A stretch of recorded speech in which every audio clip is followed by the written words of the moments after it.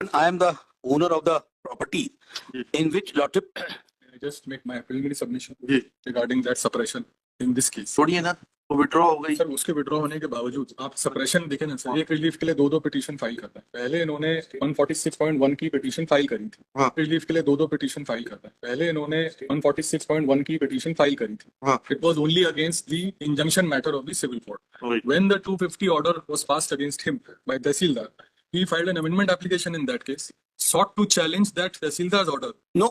In that writ petition, which was confined only to civil court's order, उस civil court वाली petition में amendment file किया sir. देख लेते हैं 250 की पिटीशन के ऑर्डर को लॉर्डशिप हमारी रिलीफ देख लो, अमेंडमेंट अलाउ हो गया। हमारी सिविल सूट की रिलीफ देख लो। नहीं रिलीफ नहीं, भाई आप नहीं कैसे बोल सकते, मैं कोर्ट को बता रहा हूँ, फैक्ट बता रहा हूँ। नहीं नहीं एक मिनट देख लेते हैं आप। Civil suit lordship, civil suit की हमारी प्रेयर देख लो। एक सेकंड आइएगा, 12509/19 लिखिएगा 146.1 में ये क्या अमेंडमेंट करके मांगा था आपने?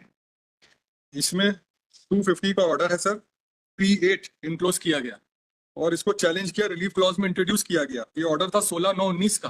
This was the final order pass by tehsildar under 250।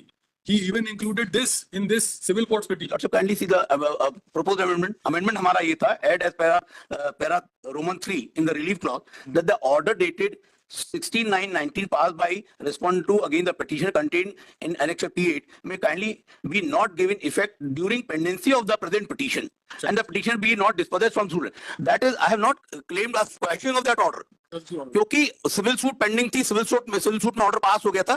Therefore, what my submission was, समझा दीजिएगा कि 250 की कार्रवाई में सिविल सूट का क्या जुरिसडिक्शन है, जब MPLRC में सब there is a specific bar how this application could have been filed before the civil court. 250 की कार्रवाई में किए गए आदेश को एग्जीक्यूट ना किया जाए, उसकी अपील लाई करती थी।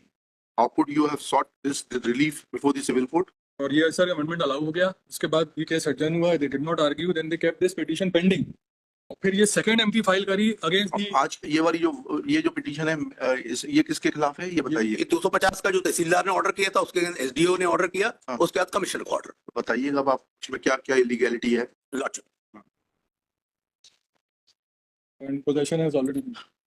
Possession has already way back, ये सब पुरानी पिटीशन बोलने नहीं देते लॉर्डशिप, हमारे केस तो हमें एड्रेस करने दी। ये बीच में मतलब lordship what is the procedure, आपको सुनेंगे आपको नहीं तो ये बीच में बोलते हैं तो it is not good lordship. He is a senior designated senior nowadays lordship.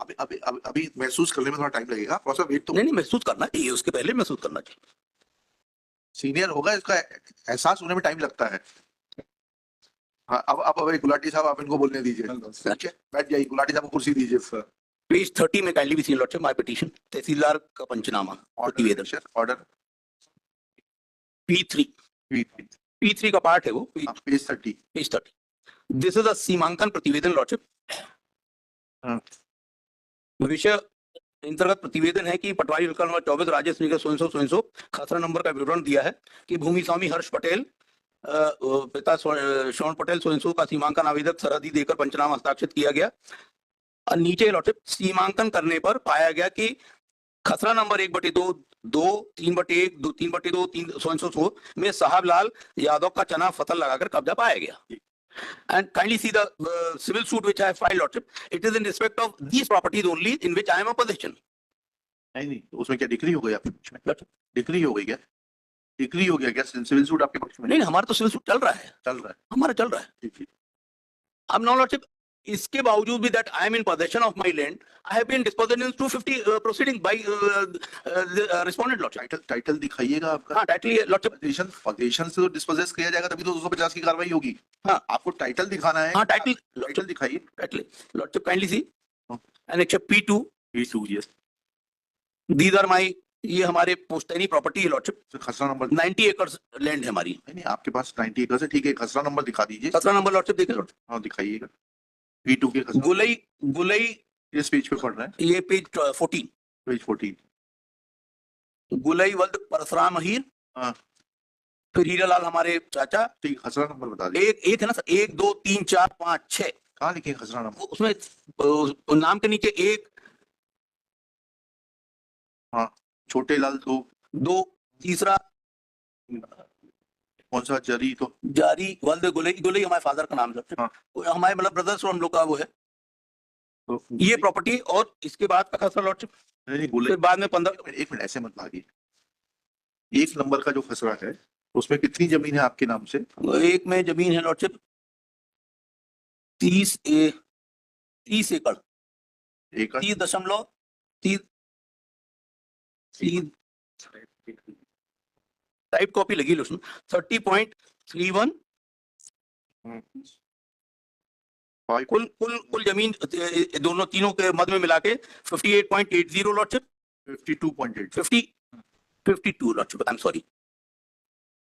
दूसरे उसमें हमारे जो चाचा के नाम से आई है वो 70.93। तो चाचा की जमीन भी आप ही के पास है क्या? आप it has devolved in your favour? हाँ लॉर्डशिप, हम लोग का अभी भी हमारा पूरा फैमिली वहां पर पूरी है। तो चाचा लड़ेंगे ना। आप या तो ये बता दीजिए आप करता है जॉइंट एचयूएफ? नहीं, हम लॉर्डशिप हम फोर्थ हमारे ये अहीर गुलाब अहीर की भी डेथ हो गई है, हमारे ये चाचा लोग की भी डेथ हो गई है। बता दीजिए आपके नाम से कितना कितना म्यूट? नहीं, हमारे नाम का लॉर्डशिप वही तो बोल रहा हूँ, हमारे नाम की प्रोसीडिंग पेंडिंग है म्यूटेशन के, अभी तक उसमें कोई ऑर्डर नहीं हुआ। भाई एक एक करके चले। पहले ये इतना बताइए कि ये जो 3 खसरे हैं ये अलग अलग व्यक्तियों के नाम से हैं, ठीक है ना? जी, आपके नाम से है? ये सब लॉर्डशिप उसमें वल्द देखेंगे, वल्द गुलाई अहीर। नहीं वल्द सब में नहीं है, एक में महिलाल है, एक में अरे भाई हाँ मिहीलाल है, महिलाल है, गुलई अहीर है, और तीसरे में गुलई है। हेमराज वल्द वद्दूलाल है। हाँ वो कुछ और है। वी डोंट, आपको ये बताना पड़ेगा कि ये सब जो है किस तरीके से आपके पास आई जमीन, because only one person Sablal is contesting this case. Show me that how this land has devolved in favor of Sablal and how much land has devolved in favor of Sablal.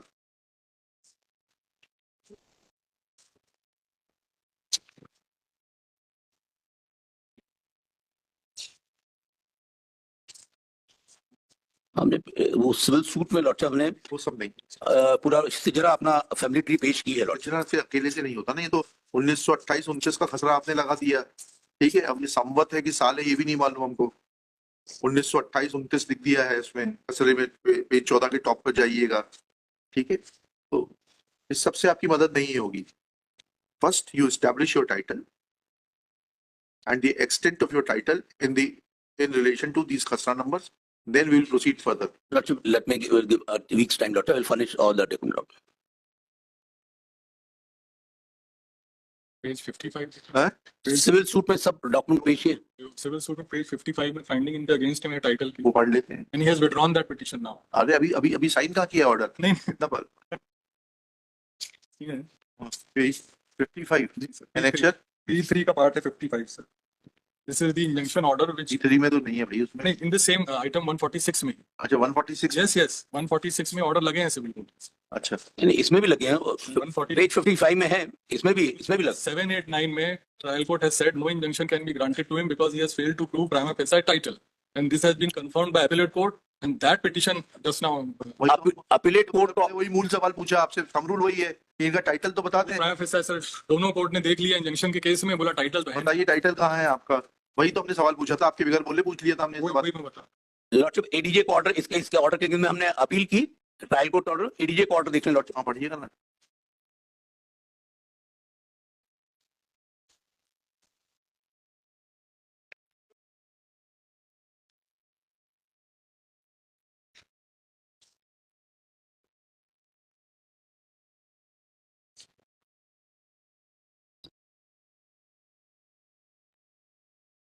DJ order किस page पे देखना है? Lordship page 63 के para 17 से देखेंगे lordship. अच्छा P7 है क्या? नहीं सर P3 पार्ट है, P3 का कौन सा? P3 में भी तो आपने लगा रखे कई सारे। पूरा रिकॉर्ड उसी में लगा है। पेज 58 से ऑर्डर है एडीजे का लॉर्डशिप।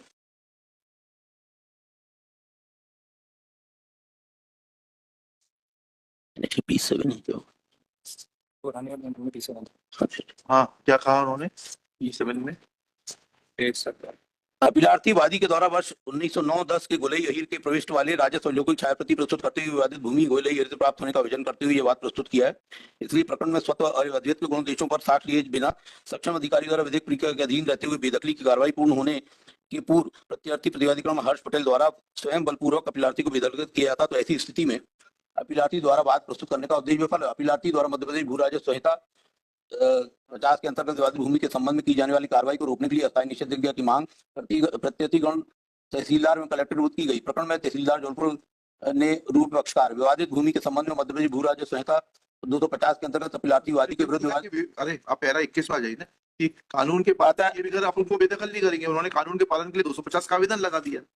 ये थोड़ा ना आपको ब्लैंकेट स्टे थोड़ा है कि आप किसी भी तरीके से उन्हें बेदखल नहीं करेंगे। उन्होंने कहा, पैरा 21 में लास्ट लाइन पढ़ लीजिए, जी। वादी को विवादित भूमि से बलपूर्वक अस्थायी निषेध किया था कि यह बात लंबित रहने के दौरान विधिक प्रक्रिया के विपरीत जाकर, अब आप बता दीजिए 250 की कार्रवाई विधिक प्रक्रिया के विपरीत है। अनलेस लॉर्डशिप 250 की कार्रवाई में हमें सुनवाई का मौका ही नहीं मिला है। वही तो हमारा कहना है कि 250 में एविडेंस हमारा होता, जब पोजेशन हमारा पाया गया तो हमें अपने डॉक्यूमेंट पेश करने का मौका तो मिलना चाहिए 250 की कार्रवाई में। जोर से बोलने से नहीं फर्क पड़ेगा। जिस तारीख को सीमांकन हुआ था, हाँ, बता दीजिए, आपको नोटिस नहीं था सीमांकन का, उसके बियॉन्ड और कोई सुनवाई नहीं होगी। लॉर्डशिप सीमांकन में कब्जा तो हमारा पाया गया। कब्जा पाना, आप फिर you are too much bound by the instructions of your client rather than assisting the court. Kabja is irrelevant. What is important is your title. If 250 की कार्रवाई में लॉर्डशिप सीमांकन करते वक्त अगर यह पाया गया कि वह जमीन आपके स्वत्व की है, तो फिर बात अलग होगी। यही तो मैं कह रहा हूँ सर कि 250 की कार्रवाई में सीमांकन में हमको सीमांकन में हमारा देखली बता देंगे कि हमको नोटिस दिया था। फिर वही बात है, ये क्यों बताएंगे? आप बताइए, आप सीमांकन की कार्रवाई को आपने कब चुनौती दी? नहीं करी। अल्टीमेटली 250 की कार्रवाई सीमांकन की कार्रवाई के बाद, लॉर्डशिप सीमांकन की कार्रवाई के रहते रहते हमने सिविल सूट फाइल कर दिया। सिविल सूट में सीमांकन की कार्रवाई को चुनौती देते आपने नई बात बताई। नहीं, हमारा civil suit for declaration injunction file हो गया था। Forget about it. When the MPLRC prohibits proceedings against certain acts to be done by the revenue authorities in an absolute manner, which includes demarcation, etc., how a civil suit is maintainable? अगर आपका ये observation आ जाएगा तो civil suit नहीं, मैं उस civil suit revenue proceeding को मैंने सिविल कोर्ट में चैलेंज नहीं किया है। किया है ना आपने, अमेंडमेंट किया ना वो। नहीं, अमेंडमेंट लॉर्डशिप हमने बोला कि क्योंकि सिविल सूट चल रही है इसलिए उसमें वो कार्रवाई ना करें जब तक सिविल सूट पेंडिंग है, जब तक वहां पे रेवेन्यू प्रोसीडिंग ना की जाए। ये मेरा निवेदन। आप मुझे ये बताइए कि 129 की कार्रवाई के विरुद्ध क्या रेमेडी है? वो असील नहीं किया हमने, वो हमने असील नहीं किया। नहीं किया है ना, that has become final, that's the end of the matter. लिखिएगा। Lordship then I withdraw this petition with liberty to assail and an appropriate आज थोड़ा ना मिलेगी आपको लिबर्टी इतने साल बाद। I don't want to press this petition lordship. लिखिएगा। चलिए, गिरीश कुमार श्रीवास्तव 146 में, after arguing at length and when put certain basic questions that where is the title of the petitioner, submits that civil suit is pending in that regard. Full stop. Next para. When Shri Girish Kumar Srivastava is directed to show from record that when did he assail the proceedings under section 129 of MPLRC, he submits that he had filed a civil suit. Full stop. However, he is not in a position to convince this court that proceedings under section 129 MPLRC can be assailed before the civil court, dehors the provisions contained in MPLRC barring jurisdiction of civil courts in certain matters. Full stop. Then, when he is asked to explain that when he had not assailed the proceedings under section 129, then how can he be now permitted to assail the proceedings under section 250 MPLRC, which are consequent to demarcation proceedings undertaken under section 129, he submits that he may be permitted to withdraw this petition. Next paragraph. Shri Siddharth Gulati, learned senior advocate, assisted by Shri Sudhir Sharma. Sudhir Sharma, submits that in fact this petition is rendered infructuous in as much as revenue authorities have removed the encroachment of the petitioner and have put the defendant Harsh Patel in possession of the said land. Full stop. In view of such